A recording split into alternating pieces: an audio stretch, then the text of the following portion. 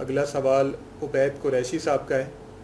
اگر کوئی ایسا شخص جو کہ شراب نوشی کرتا ہو اور اس کی یہ عادت لوگوں پر ظاہر نہ ہو مگر ہمیں یہ پتہ ہو اور اس کا انتقال ہو جائے، تو کیا اب لوگوں پہ تو یہ حالت ظاہر نہیں ہے اس کی، تو کیا ہمیں اس پر اس کے جنازے میں شرکت کرنی چاہیے؟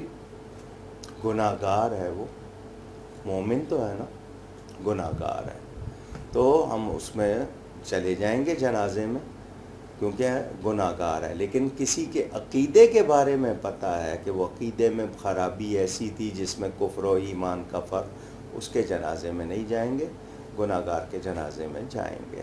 ہاں، اگر شراب نوشی کی حالت میں ہی مرا ہے تو بہت بری موت مرا ہے اس میں، یہاں تک کہ اس کے لیے کفر کا بھی ذکر موجود ہے اور جنت کے حرام ہونے کا ذکر بھی موجود ہے.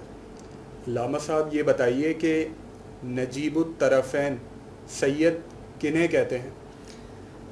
یہ اصل میں ہمارے ہاں کیوں یہ لفظ کہنے پڑ گئے کہ کچھ لوگوں نے جو خاندانی طور پر سید نہیں ہیں، یعنی اولاد رسول نہیں ہیں، انہوں نے اپنے آپ کو سید کہلوانا شروع کر دیا.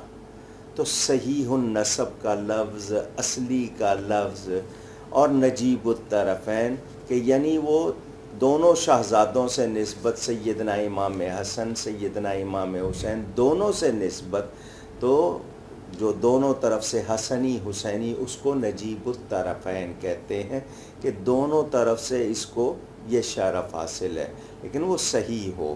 تو جو لوگ سید ہیں، اول تو ہر ایک کے پاس شجرہ ہونا چاہیے، پوری معلومات ہونی چاہیے، اور جن کے بارے میں یقینی طور پر پتہ ہے کہ یہ سید نہیں سید کہلوا رہے ہیں، حضرت امام مالک کا فتویٰ موجود ہے، اور یہ کہ ایسے شخص کے بالکل رعایت نہیں کی جا سکتی.